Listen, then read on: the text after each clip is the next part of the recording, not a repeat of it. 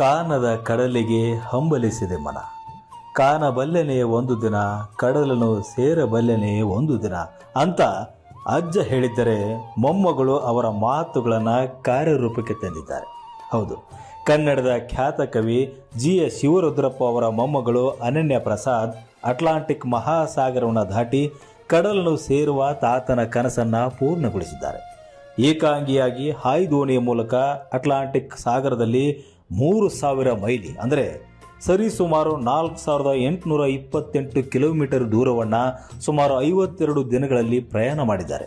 ಈ ಮೂಲಕ ಏಕಾಂಗಿಯಾಗಿ ಅಟ್ಲಾಂಟಿಕ್ ಮಹಾಸಾಗರದಲ್ಲಿ ಸಮುದ್ರಯಾನ ನಡೆಸಿದ ಮೊದಲ ಕಂದು ಮಹಿಳೆ ಎಂಬ ಹಿರಿಮೆಗೂ ಪಾತ್ರರಾಗಿದ್ದಾರೆ. ಕಳೆದ ವರ್ಷ ಅಂದರೆ 2024 ಡಿಸೆಂಬರ್ 11ರಂದು ಸ್ಪೇನ್ನ ಕ್ಯಾನರೆ ದ್ವೀಪದ ಲಾಗೋಮೇರದಿಂದ ಹಾಯ್ದೋಣಿಯಲ್ಲಿ ಪ್ರಯಾಣ ಆರಂಭಿಸಿದ ಅವರು ಕಳೆದ ವಾರ ಅಂದರೆ 2025 ಫೆಬ್ರವರಿ 1ರಂದು ದಂಡಯಾತ್ರೆ ಮುಗಿಸಿ ಅಂಟಿಗುವಾಗೆ ಬಂದು ಸೇರಿದ್ದಾರೆ.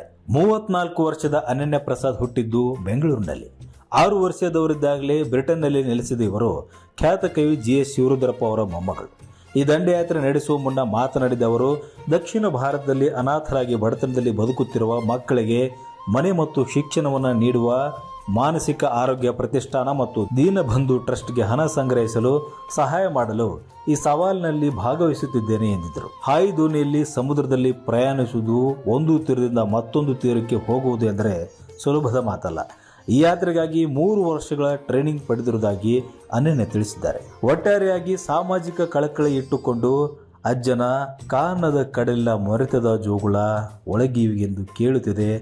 ನೋಡಬಲ್ಲನೆ ಒಂದು ದಿನ, ಕಡಲನ್ನು ಕೂಡಬಲ್ಲನೆ ಒಂದು ದಿನ ಹಂಬಲವನ್ನು ಪೂರ್ಣಗೊಳಿಸಿದ ಕನ್ನಡದ ಮಗಳಿಗೆ ಅಭಿನಂದನೆಗಳು.